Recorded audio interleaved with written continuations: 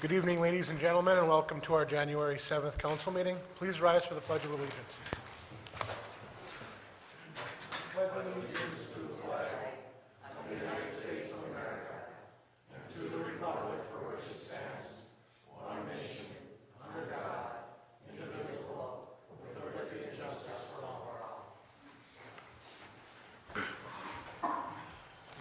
Roll call.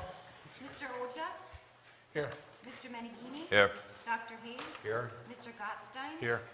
Mr. Babalani? Here. We need approval of the minutes of the regular meeting of December 17th. Any additions or corrections? I make a motion, we approve the regular meeting notes for December 17th, 2012. Support. Motion made by Mark, supported by Dr. Hayes. Roll call. Mr. Meneghini? Yes. Dr. Hayes? Yes. Mr. Gottstein? Yes. Mr. Babalani? Yes. Mr. Oja? Yes. Approval manifest 2013-01 in the amount of $318,972.32. Mark, any questions? Yeah, I got a couple, Jeremy.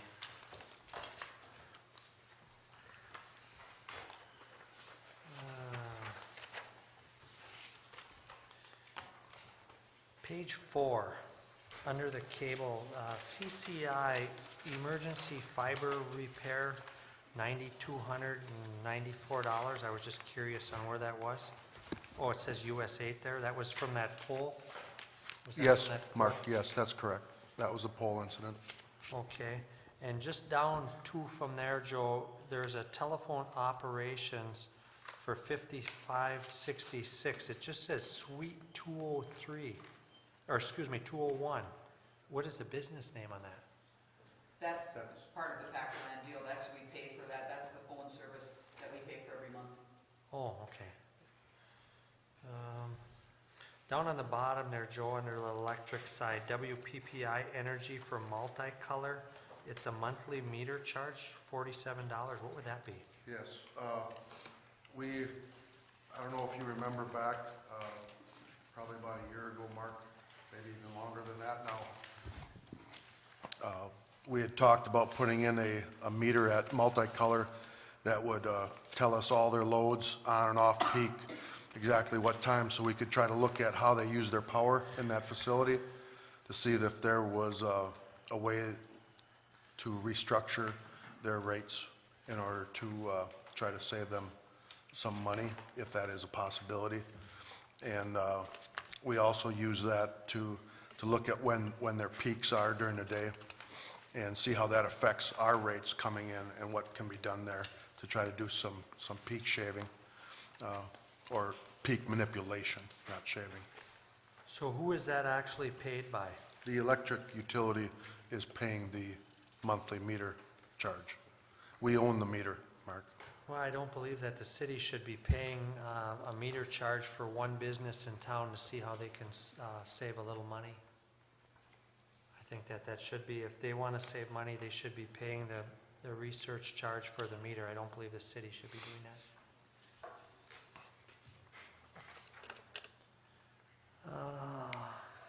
Page 5, Joe, under the electric side, the second one there, EnviroScience 2012 report. I've never seen anything like that come through for $714.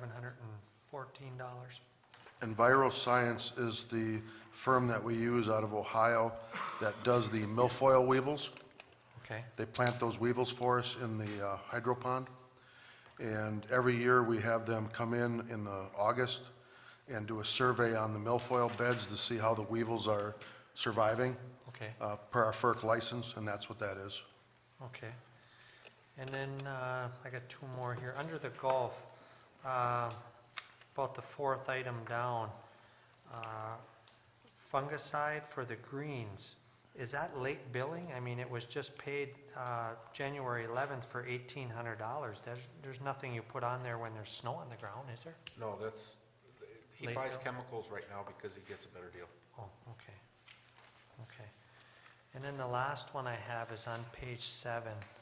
Under the taxes, Ray, I see the 2000 winter tax that we transferred over to the county for the college was $10,205, and none of the other things that we transferred that I thought were higher. I mean, we have the regular school operation that's transferred over to the schools, only 1,600. Is that college that high over our regular city?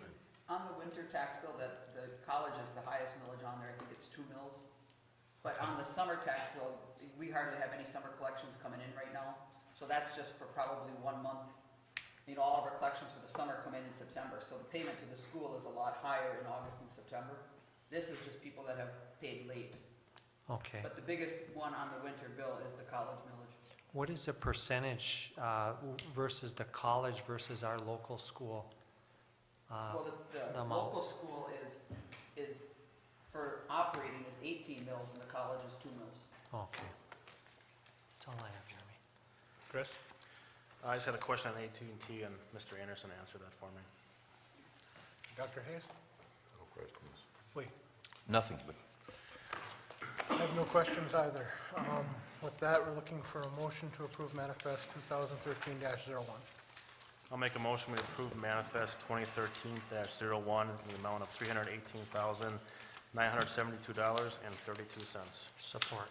Motion made by Chris, supported by Mark. Roll call. Dr. Hayes? yes. Mr. Gotstein? Yes. Mr. Babalani? Yes. Mr. Oja? Yes. Mr. Menigini? Yes. Does anyone from the audience wish to address the council on any agenda item, minutes or manifest, or any of the other agenda items? If you do, please come up to the podium. State your name and address for the record.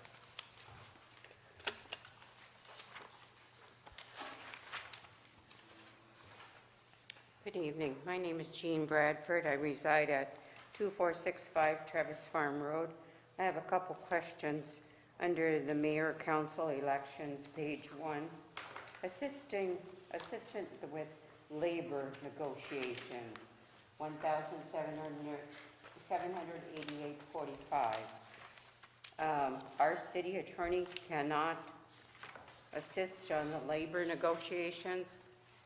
Our city attorney does assist, but for the depth of the negotiations that we're going into with multiple contracts, the council decided it was best to hire an additional labor attorney to assist Jay and the council in coming up with handling the contracts. This is a one-time per as needed, or this is a, Right now, we're starting the contract negotiations, so we will see other bills from it, but it'll just be over the next 6 months. okay. Then my next comment, there's several departments that have the AT&T phone service still. Are they ever going to do away and just use the Norway phone service, or no? Right. Where are we on that? The major cost is actually a telemetry line that runs from the water tower or water tank down to the water pumps. But then we also have about 5 or 6 other lines, and they're lumped into the one number. So that number, that cost is actually, there are some lines that we're going to have to keep. We won't be completely devoid of the AT&T lines. They'll be down to just a couple. Okay. Then I guess my final question, on this capital projects fund where we paid Coleman Engineering $5,125, is that for surfacing the parking lots, or what project is this? That particular project, and Mary, correct me if I'm wrong without looking at it, but that particular project is the project we're going to have on the Main Street downtown. There's a grant that we received through the DDA, and so that is actually being paid by the DDA, even though it's run through capital. Is that the one that you're talking about? Yes. What are you going to do on Main Street? Well, as I mentioned at a previous meeting, the actual projects or grant availabilities are very limited, especially now with their downtown program. They switched some of the projects we were doing out in the side streets to downtown projects. So what we've done is we're going to address the parking lot issues that we have. We have some drainage issues off of the Railroad Avenue intersection, the 4th Avenue intersection, and then some alley work. Okay. I know in the past we've discussed the parking lots, but this charge now is for actual engineering? That's correct. Okay. And when will this project begin? We're hoping that, well, the engineering is just about complete. We're hoping to bid that project out here in the next 6 to 8 weeks. Should begin when the construction season starts, which is typically May. Okay. All right. Well, that's enough for now. Thank you. Thank you. Is there any other questions or comments about any agenda item or the minutes or the manifest? If not, there'll be a further time for comment at the end of the meeting on any subject. Okay. Tonight, we begin with appointments and presentations. We have 6 of them. Mr. Anderson. Okay, thank you, Mr. Mayor. This is the time of year when all of our boards and committees where we solicit membership for our boards and committees. We typically have, each committee has members that are up and due. They would, if they desire to request council to be appointed for another term, they would put in at that point, and we also solicit applications from residents that would like to serve on committees. I can go down through the list. There's six or seven of them here that we have. The first is the Downtown Development Authority. We have Steve Ortman and Bob Carlson are up for reappointment this year. Both have provided interest or put a letter in of interest to be reappointed. We do not have any other applicants.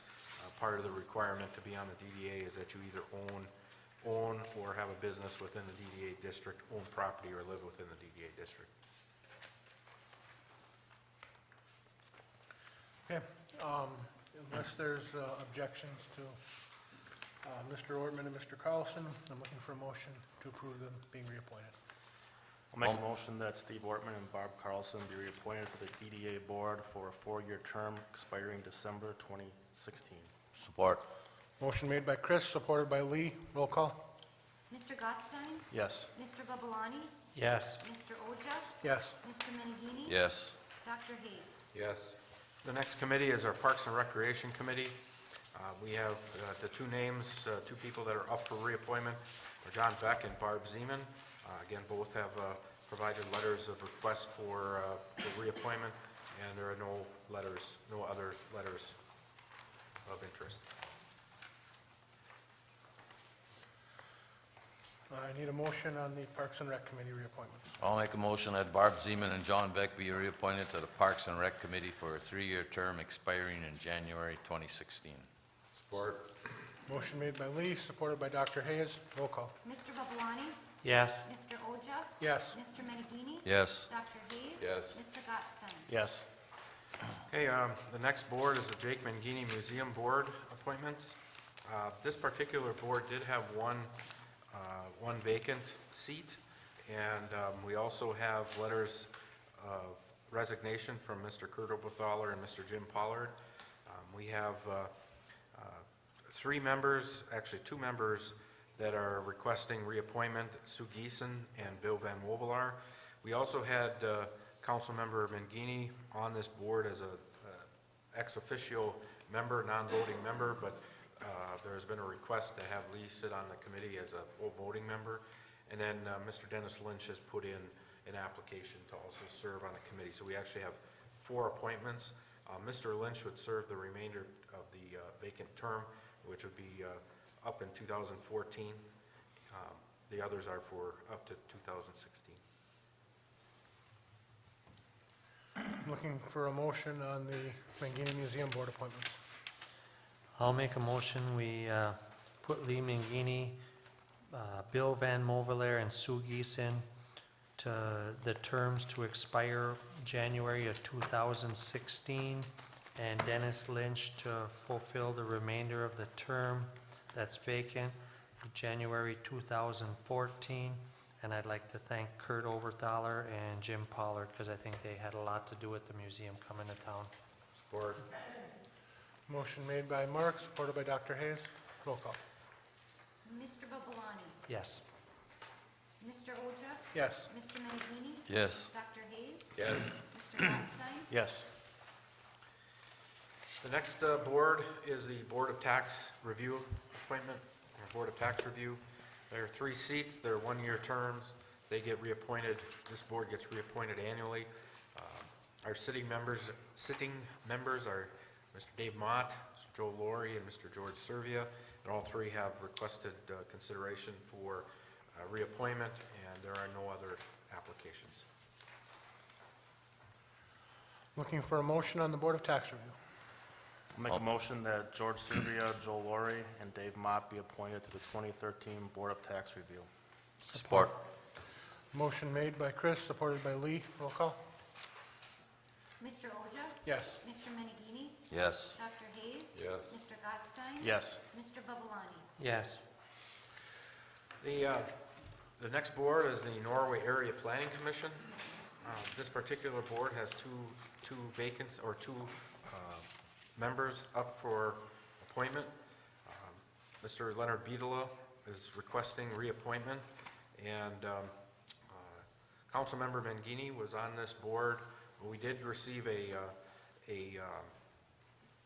another applicant, Mr. Chris Flanick, and who had interest in sitting on this board. And I believe Lee, you were up for reappointment, so your term was up. So I believe Mr. Flanick, you're okay with Mr. Flanick taking your spot? Sure am. Okay.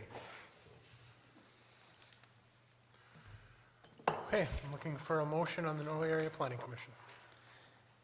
I make a motion, we accept Chris Flanick and Leonard Beadle III to the Planning Commission with their terms expiring 1/2016.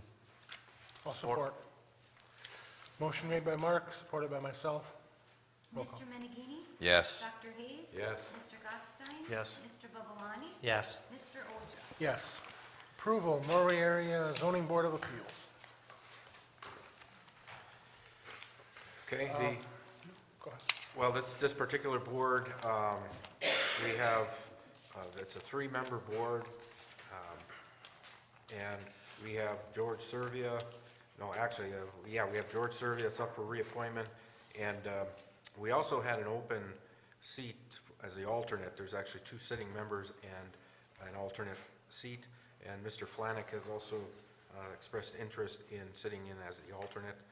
So we're requesting that Mr. Servia be reappointed for a 3-year term and Mr. Flanick be appointed as alternate. Looking for a motion on the Norway Area Zoning Board of Appeals. I'll make a motion that George Servia be reappointed representing the city for a 3-year term and that Chris Flanick be appointed as alternate. Support. Motion made by Lee, supported by Mark. Roll call. Dr. Hayes? Yes. Mr. Gladstein? Yes. Mr. Babalani? Yes. Mr. Oja? Yes. Mr. Menegini? Yes. The last thing on the communications this evening is the resolution 2013-01, authorizing land purchase through land contract. Mr. Henderson. Okay, thank you, Mr. Mayor. Pursuant to Public Act 99, State of Michigan of 1933, it's a requirement of the City Council to pass a authorizing resolution in order for the city to enter into agreement with the property owner on a property purchase. That's what I've provided you with this evening, and I don't know if you have any questions on the authorizing resolution or on the act. I could turn over to Jay. Jay's been working on this. Also included, while the meeting was beginning, I photocopied what I had today, which is 2 bills for $75 from Superior Title to do a lettered report indicating in both, all the parcels involved, that there are no liens, encumbrances, unpaid taxes, and the like, judgment tax liens or construction liens, mortgages, and the title vested in the Spring Valley Ranch Corp. One in 1976 and the other one just recently. So it appears that I felt that it was prudent to make sure that we did some sort of title search, and we did over the holidays, and I got this just the other day. So it's the council's pleasure as to whether or not they would like to go forward. Make a motion, we approve resolution 2013-1. I'd like to make a couple comments first off. sir? I hope everything paperwork is squared away this time, because since I've been here, we've had 4 issues on purchasing property, and it's cost us a couple dollars. And if you want to know the 4 incidents, the effluent plant was built on somebody else's property at the time. We just had the red dam issue, which really didn't cost us dollars.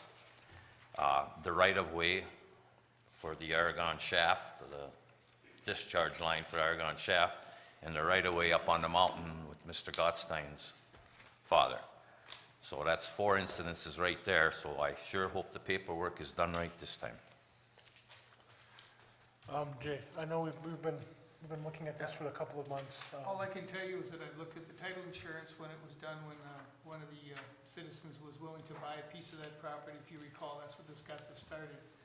And she had a full title insurance done. And I looked that over, and then I contacted the title insurance company probably mid-December, 18th, 19th, and said, look, we need to get something done because the council wants to move on. It's right to the last meeting, and I said, can you give me a verbal, and then after that, give me something in writing, and they've done both. They told me there was no encumbrances or liens, and number 2, I got this in writing. So that's all I can tell you is what I did. With the boundaries on the property, I know you were going to talk to Jim Wiseman.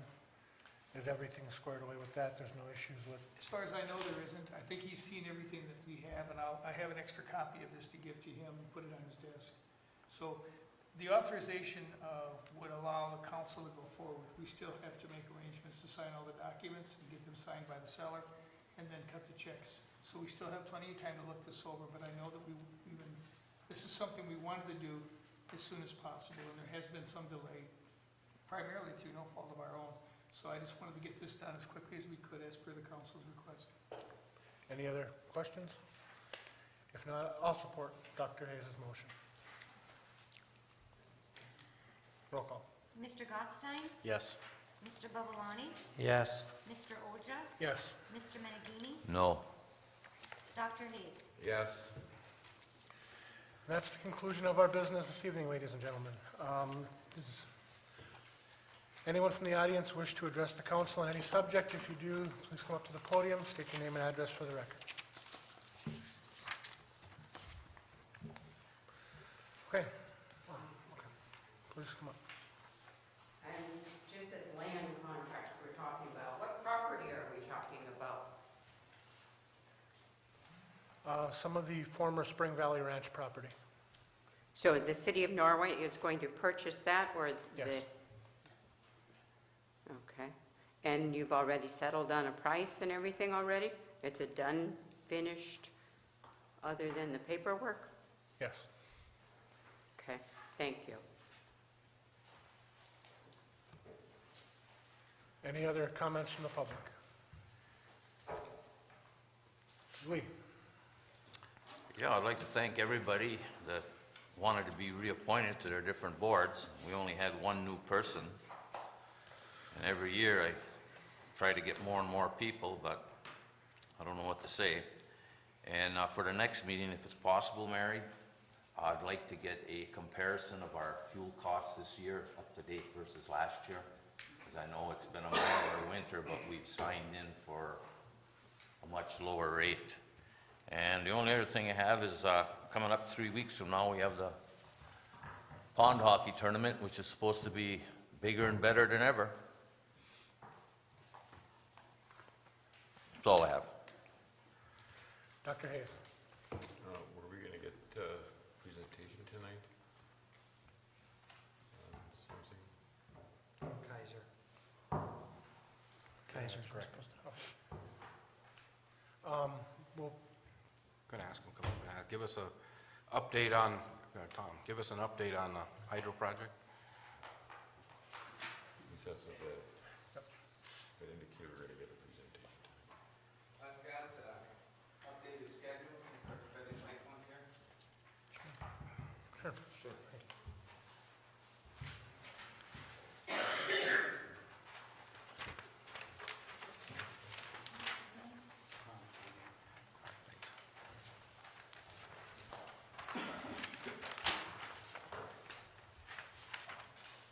Thank you.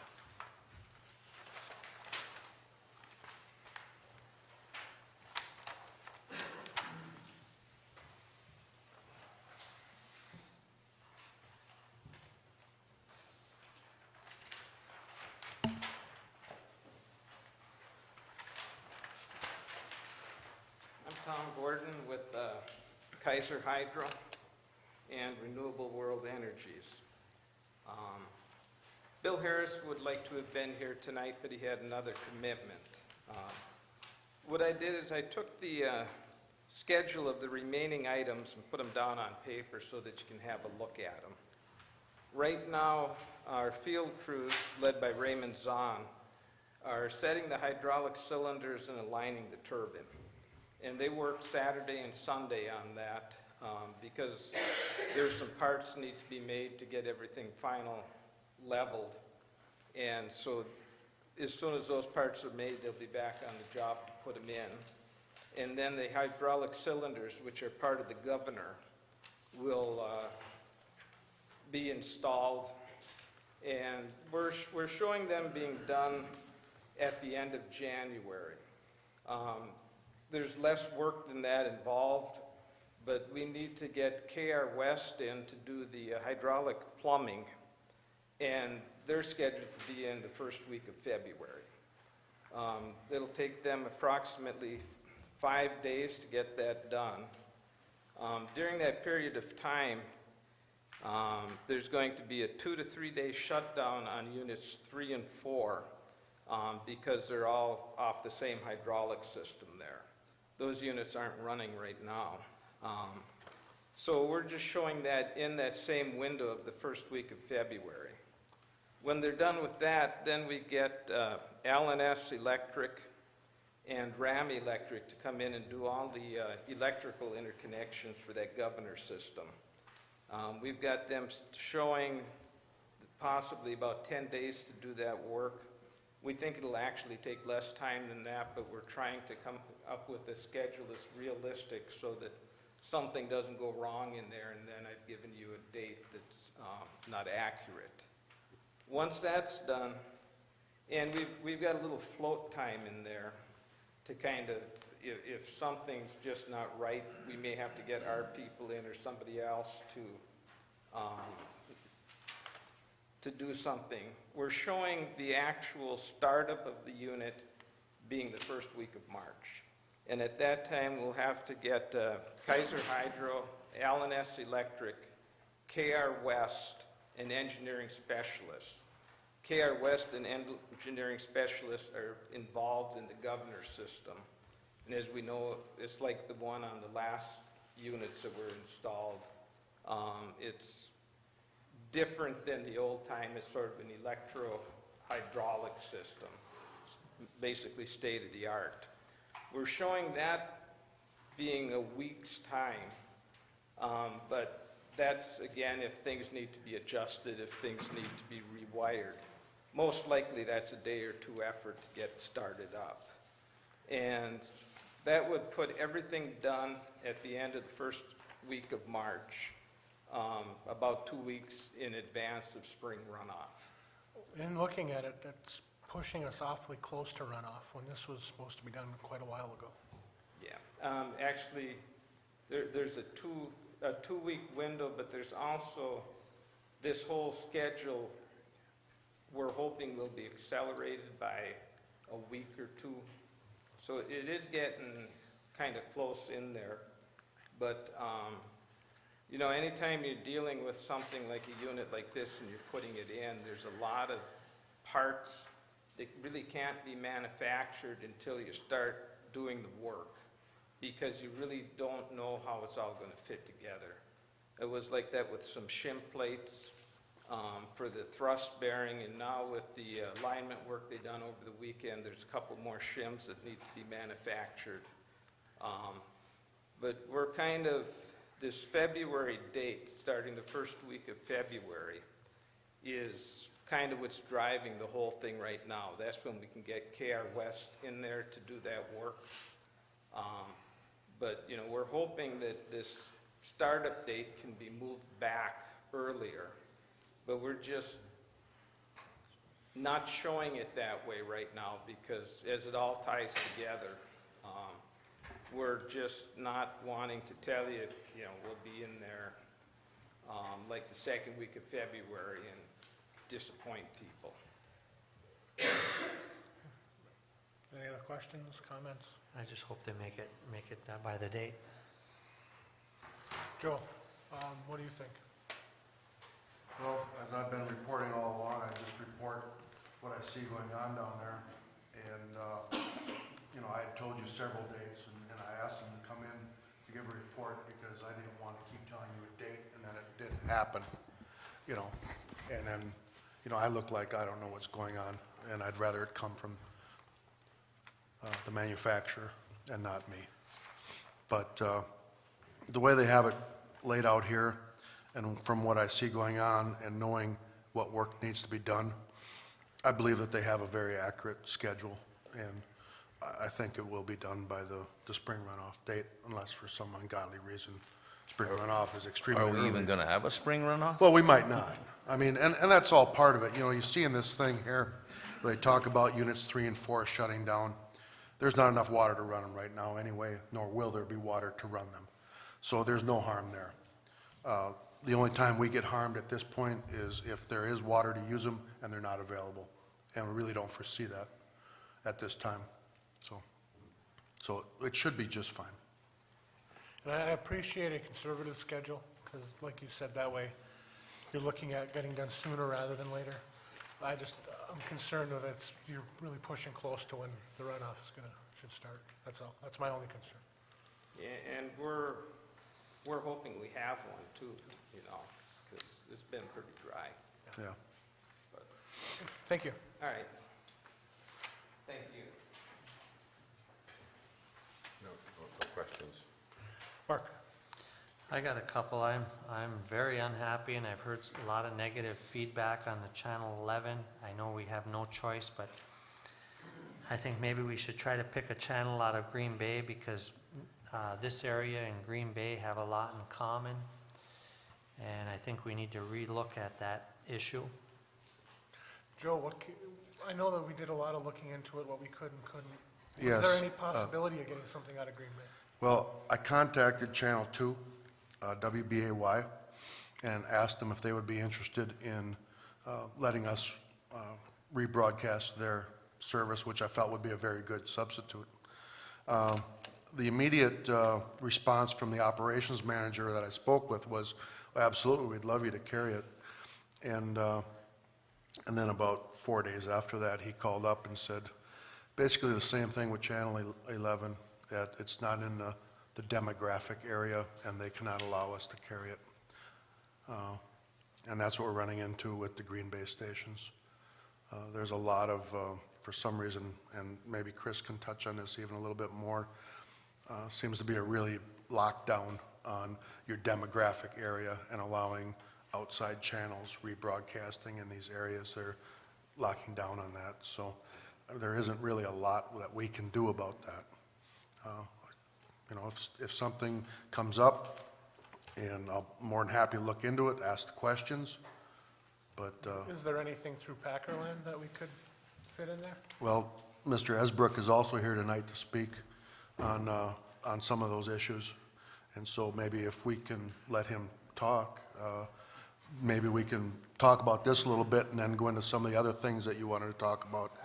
So I guess start talking about what we're speaking about. So some history on broadcast stations. So what we're talking about are the stations we used to get for free off the air. And as you know, with the cable company, with the other channels that we supply, we have to pay the programmer, you know, for the programming rights. Well, it come to the point where the broadcaster said, hey, I want a piece of the pie too.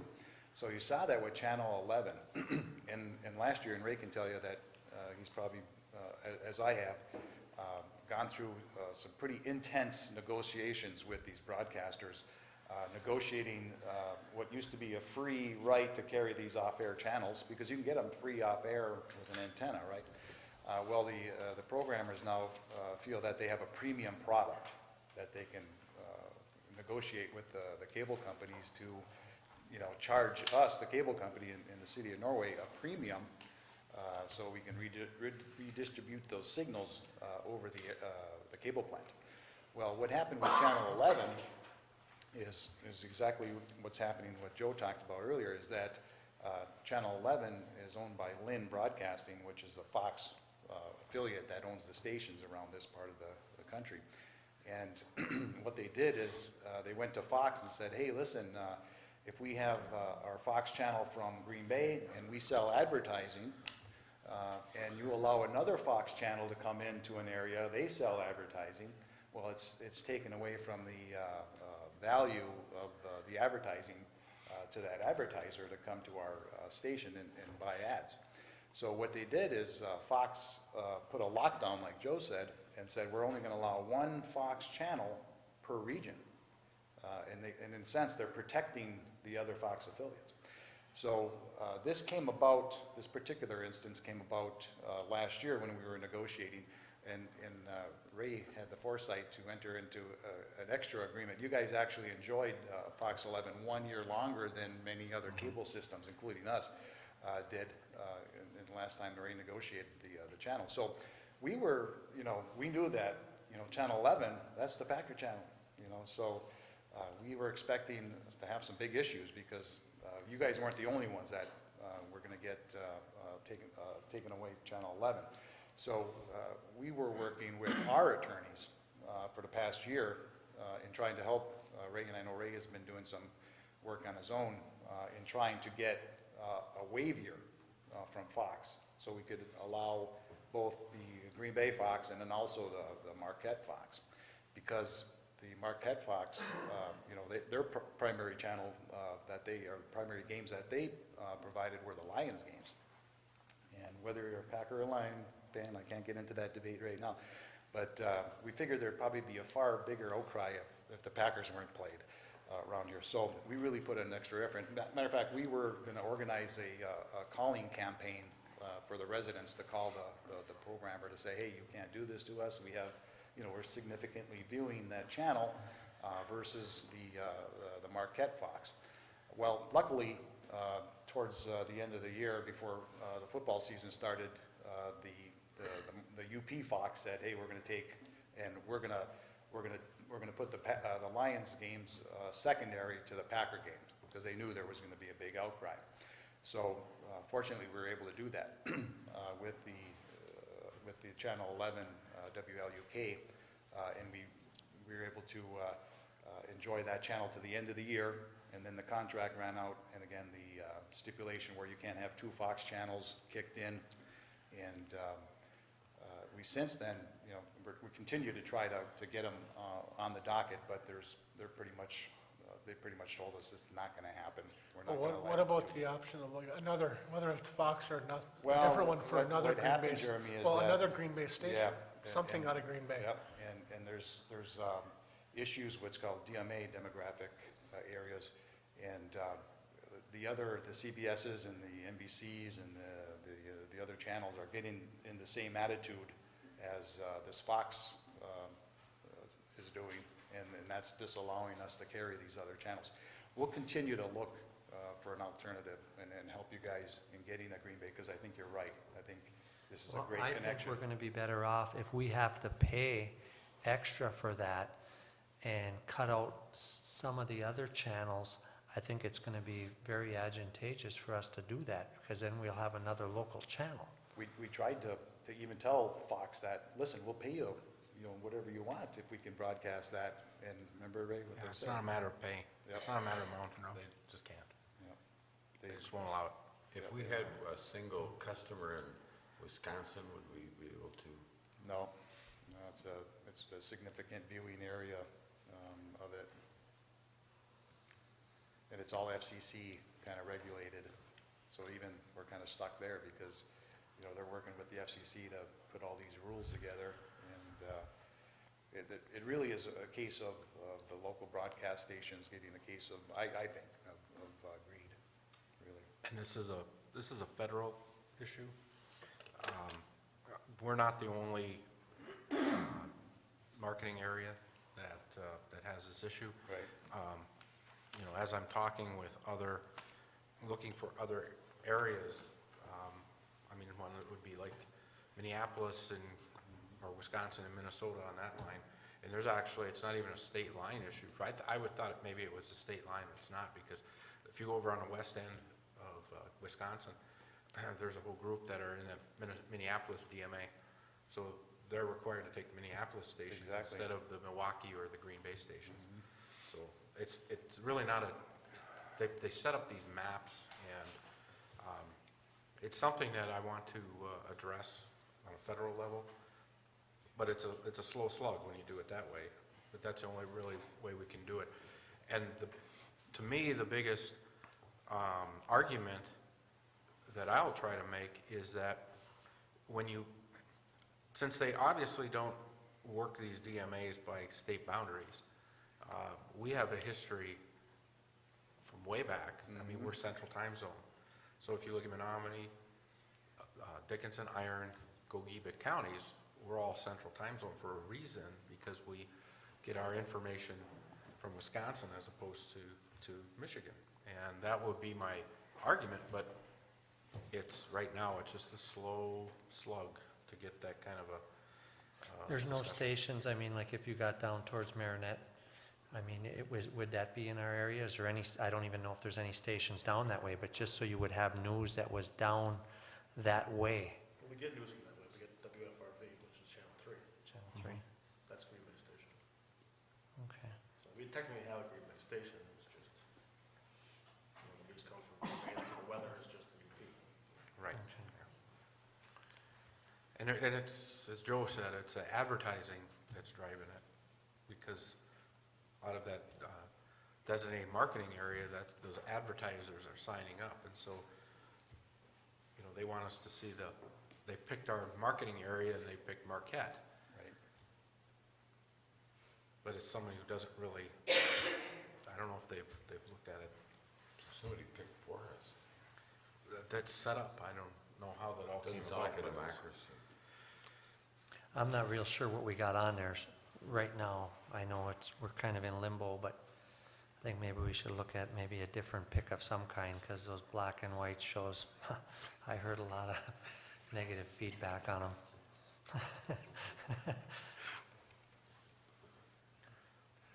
What else did you have to talk to us tonight about? Well, I think I can give a quick update. Last time we were here, just for everyone's benefit, is that was the need for increased bandwidth. And we talked about using equipment that would, it's called a CMTS, that would allow us to increase the bandwidth past a certain point. We're happy to report that we have the equipment in for that. And we're also doing at no charge to the city, is we're recombining some of your nodes that distribute the bandwidth to your customers. That is going to happen on the 15th of this month. It's not service impacting. And we'll be happy to report to Joe and Ray and the team here that the bandwidth increase will be inactive or activated at that point. So that's underway. The other one is the additional high definition channels.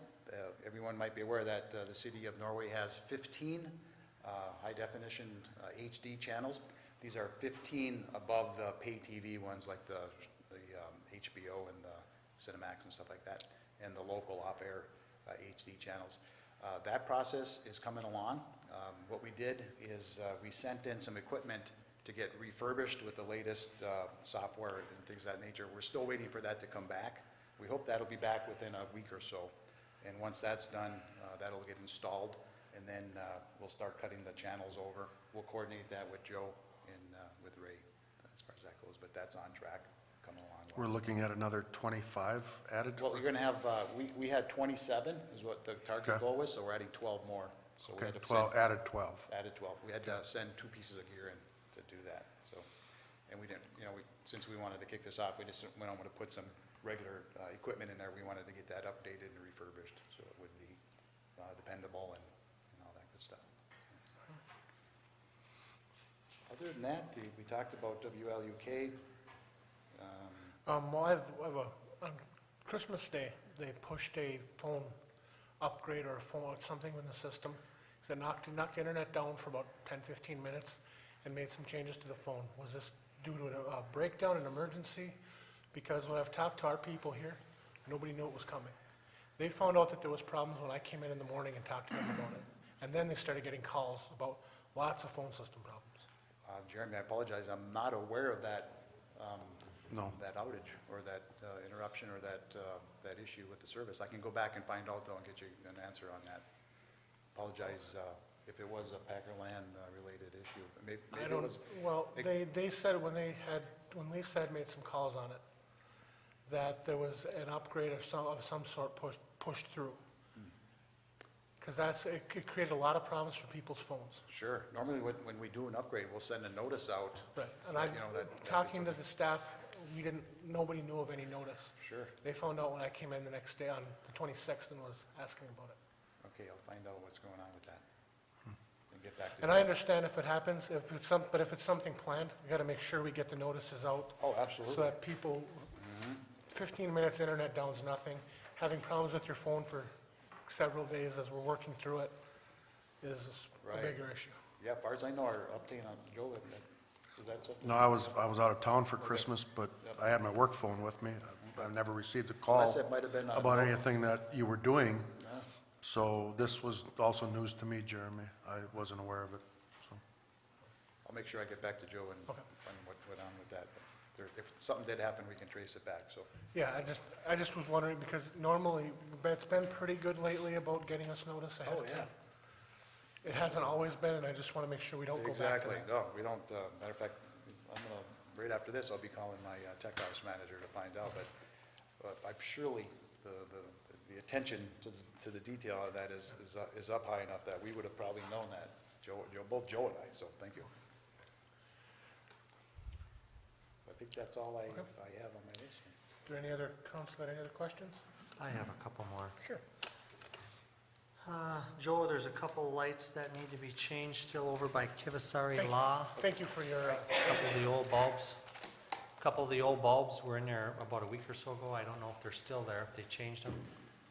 Like by the Viking Motel up that little stretch there on the same side.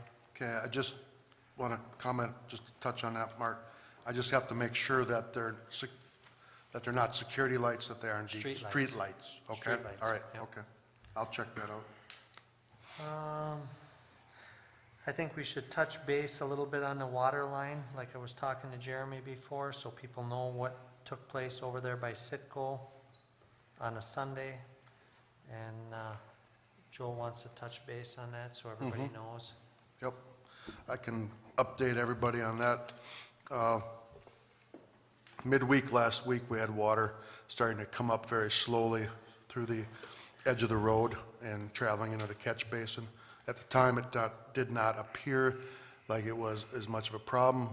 When David investigated it, he felt that it was a valve box that was leaking, and the proper steps to go through that was to notify the state that we were going to be in there right away and get the proper permits to do it and everything, because it wasn't bad enough to call it an emergency yet. The plan was this week, once all the permits came in, to dig it up and repair it. I got a call on Sunday morning saying that the water had started coming up a lot faster. Dave went out on site, investigated it, because now it had blown further away from where the valve box was, coming up out of the ground and coming up a lot stronger than it had been in the past. We felt it was a main issue, and that constituted an emergency where we could call the state and tell them that we had an emergency, that we had to cut it immediately. So I made the call to have the crews come in and repair it on Sunday. It's a sand cast pipe. It was cracked 360 degrees around the pipe on the main. They put a repair sleeve on it, and they worked about 6 or 7 hours and got it fixed on Sunday. my one question with that, Joe, is, and I'm glad they came in, did we need the full crew in for that job? Because there was a lot of people there. When David and I spoke on the phone, he told me he needed a full crew because there were people that were going to be running out to Lori's Pit and getting sand, getting gravel, putting up signage. I am sure that there were a lot of people there. I did a drive-by on it twice and looked at how they were doing. And probably at times there were 1 or 2 of them standing around, but everybody did have a job to do. Okay, I just asked because there was some, I've heard some public comment about people just standing around there on on Sunday getting the overtime. Okay, but that's what happened. What size line was that, Joe? That's a 8-inch. 8-inch, and this sleeve they put over it, is that a flexible type rubber, or? It's a stainless steel sleeve, repair sleeve. It's about 20 inches or so long. It has lined with rubber, and then it has bolt clamps on it, and it just goes around and clamps it. Any possible reason as to why it would have broke besides just traffic, because the frost can't be down that far there? No, there's actually wasn't much frost at all. Typically, ground movement is what cracks in a radial round like that. I think it's just probably over time. It's an old sand cast pipe, so, You see the cracks in sand cast. yeah, it just kind of went. Would that have been put in when they expanded the highway in 62 or 63 then, or something It probably more previous? was Lee, but I'd have to check the records to give you an exact date, because I don't know when it was put in. I'll write that down.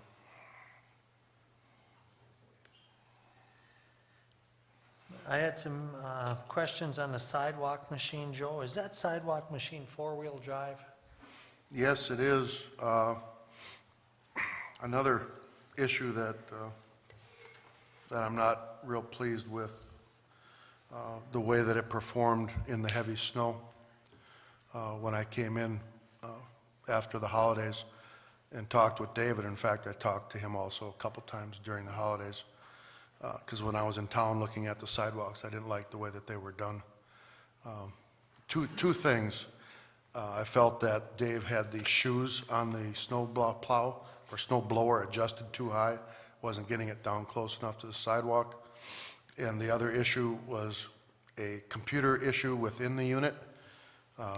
As snow was building up in front of the snow blower, it would not push it.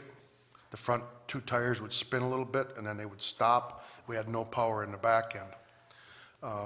Mechanic came in after New Year's, put it on the machine, checked it out, and indeed, the four-wheel drive was kicking out.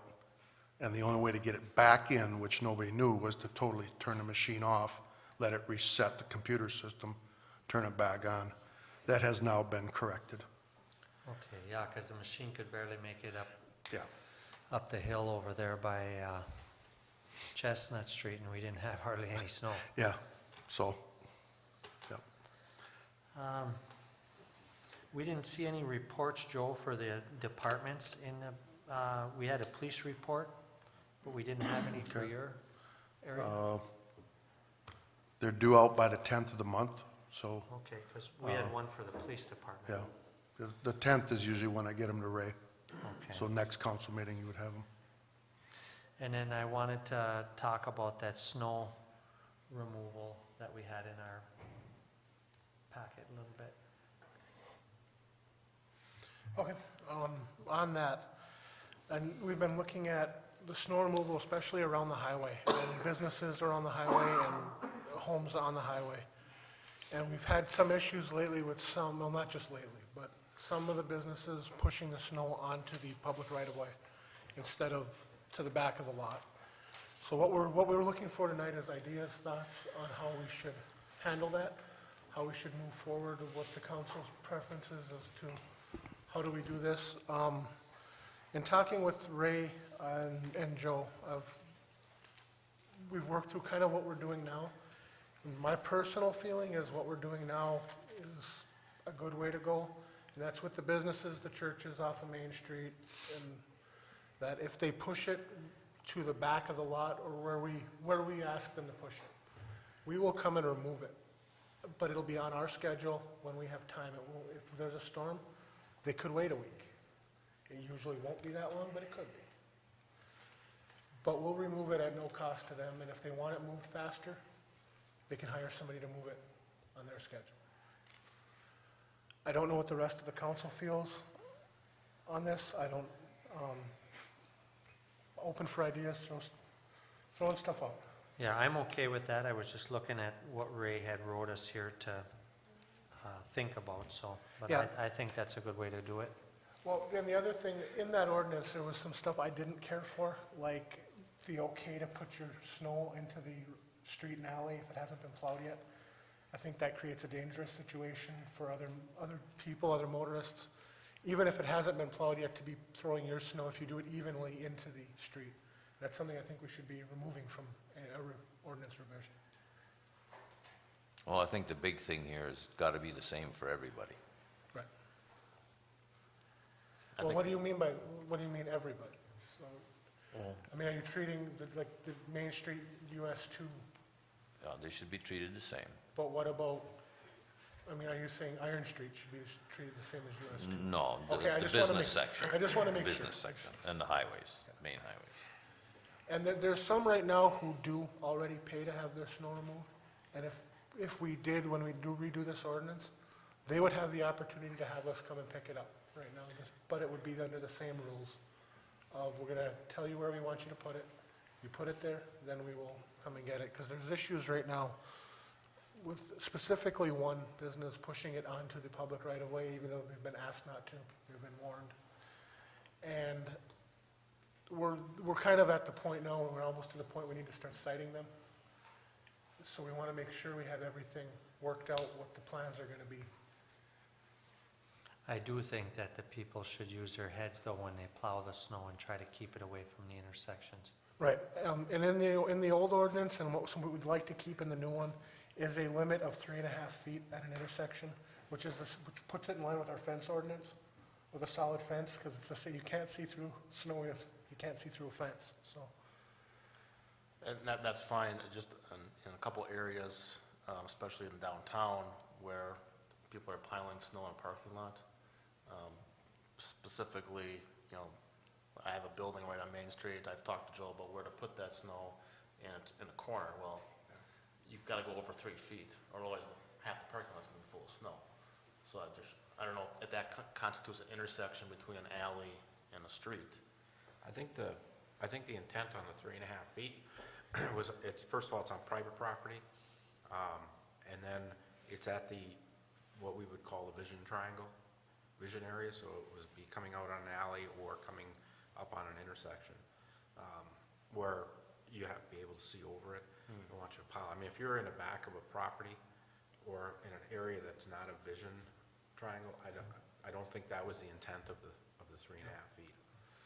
Well, I think as long as we have a statement in there that, you know, the businesses work with the city to find spots that the snow should be piled, you know, then I think it'll work itself out. Well, and that's the important thing, is to work with the businesses. Is this something that the DDA is going to assist with, or is this more of a? This kind of has come up very quickly recently. The DDA hasn't met yet. We can bring it up at their next meeting. And one thing that, you know, this is an issue that I've been aware of since the day I came here. It's been one that's been talked about, and it probably was talked about way before I started with the city. So it's not, I don't think it's something that's just recent. There have been a number of times over 10, 12 years that tried to come up with a standardized policy on how we deal with it, and have council really, you know, be okay with what the policy we come up with. And there hasn't been a directive put out, and that's why we got together and we said, look, we have to have a directive. And it could be as simple as, we don't like the ordinance and we're not gonna, you know, it's just do what you need to do. So at least we know, because right now we don't. I mean, we're talking to businesses, we have an ordinance that says this, but yet we haven't enforced it as such, because we quite frankly don't know what the policy of the council wants to be. So I think it's time to rewrite that. Most of it is actually pretty good language. There's some clarifications, I think, that you're pointing out that we need to fix. I think Calcaterra Taxi Company can come out. So it's, you know, there's some older language in it, you know, we can clean it up. Oh, is this also address, or would we touch on any of the sidewalk, or, you know, moving stuff from sidewalks? There's a no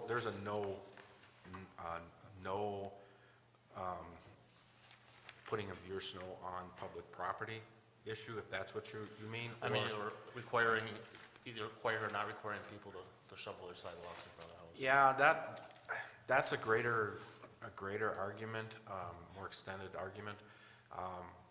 And I've had conversations and looked at dialogue with other communities that are wrestling with, do we mandate, do we not mandate the sidewalks? Some do, some don't. It's kind of all over the board. It gets to be a more trickier issue. I think for this, it'd be best to keep that out and discuss that as its own issue. We're really focusing on the Vision Triangle area and along the highway. It's a tough issue. You know, you don't have places to move your snow. I think with the amount of people that are snowbirds, I think we'd have a problem. I think like Jeremy thinks that we should leave that sidewalk situation out of here. We got a lot of older people in town and a lot of people that leave town. And that's a then very the- common. The older people are my concern of Yeah. having them being able to. I don't think And we that's a should very be, common argument, Mark. I don't think it should be included. But this one, our intent is not to include that part. I have a more comprehensive right-of-way ordinance that we need to evaluate. I'm still working on. It would address some of those, but I'm not still going out advocating it because I think we run into those questions that it's really, really difficult. If we were gonna put something like that out there, we should have bought it before we should have did it before we bought that $145,000 machine. Well, that was part of the discussion on the sidewalk machine.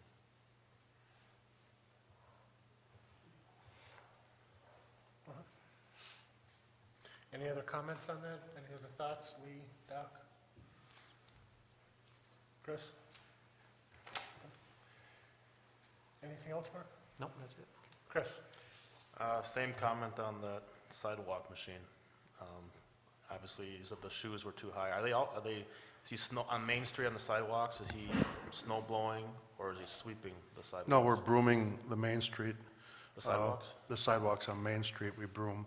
Was there an issue with that heavy snow? Because it seemed like in front of the buildings, there was a lot of snow left over and it was compacted down and pretty hard to get off. The broom, after you get like 4 inches, it doesn't broom it very well anymore. And that, I'm not sure if they plowed it, Chris, because I wasn't here, or snow blowed it off the Main Street. I thought they broomed it, but then I remember after I said that David said that the broom wasn't working real good with the heavy snow, and that, but I don't remember what he said he did. So I he know the Main might have Street- plowed it. The Main Street sidewalks were still snow covered. I noticed around that same time when they were doing that with Main Street, that they had the skid steer out on Main Street. Was that because they're having a problem with the Yeah. MV? Yeah, normally that would not go out for that purpose unless there was a tremendous amount, and we needed both. Yeah, it had the broom on, so that's why. Yeah, Is okay. it too late to trade that thing in? No, it's a good piece of machinery.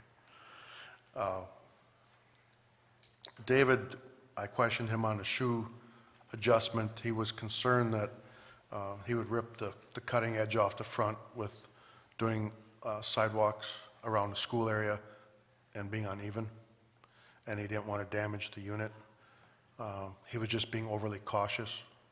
He's now picking the shoes up, and he's going to try to find a sweet spot where we get most of the snow, and he won't knock himself through the front windshield when he runs it into a sidewalk. For those areas on a lighter snow, would the broom be a better idea? than Yeah, the blower? anytime you got 2 to 3 inches, the broom would be a lot better than the blower. The blower is just for deep snow. As the blower did a nice job of covering up my sidewalks in front of the house after I shoveled them, so Yeah, I heard that comment too. that's all I had. The only other thing I have is with the skating rink, that we were able to get it open last weekend, That's right. but kind of keep a watch on Channel 7 to see how long it stays open, what the temperatures are supposed to get this week. I'm guessing it'll probably end up closing again by the weekend from the looks of it. Thursday We will and do- Friday, they're calling for rain. And we'll do everything we can to keep it open as long as we can, but the weather is just not cooperating with us on this year. But we will do everything we can to keep it open. But just keep an eye on Channel 7, because we'll keep it updated with status there. Joe, any other questions? Any other comments? No, I can't think of any. Mary? Tricia? Jay? No, just that we had an arbitration today, and I know Ms. Bradford was asking about the labor law attorneys and stuff, and I prepared a brief, spent a couple of days working on that Saturday morning, preparing for our arguments in my office, and then we spent the entire day today in downstairs on two labor arbitration hearings. It went from about 8 o'clock till about 4:30 or something like that, by the time everybody cleared out. So some of these things, when they get highly technical, you bring in extra engineers or sometimes an extra attorney. And some of the stuff got pretty technical, and that's where you're seeing on this. It had really very little to do with this. We did get a letter from one of our labor law attorneys, which was very helpful in our presentation. We'll have to wait now and see how it works out. So just so you know, I do get myself involved in these things, but sometimes it gets very, very, very technical, like our bond attorneys. We used attorneys out of Detroit, Miller, Canfield for all our bond work. It's not that I can't do it, but when you do it once every 3 years versus 5 times a day or 6 times a week, it's different. It's a very highly technical, so we use different attorneys for that. And they charge the city by the hour, I don't. So that's how it works. So just in case you were wondering, and I'd be glad to talk to you about it when the meeting's done if you had any questions. Hey, Rick. I'd have nothing. Okay, we will be going into executive session this evening to discuss union collective bargaining negotiation strategy. And with that, I'm looking for a motion to close regular session and go into executive session. I'll make a motion, we close regular session and go into executive session. Support. Motion made by Mark, supported by Chris. Roll call. Mr. Babalani? Yes. Mr. Oja? Yes. Mr. Menegini? Yes. Dr. Hayes? Yes. Mr. Goppestein? Yes. There will be no action taken after the executive session. Thank you, everyone.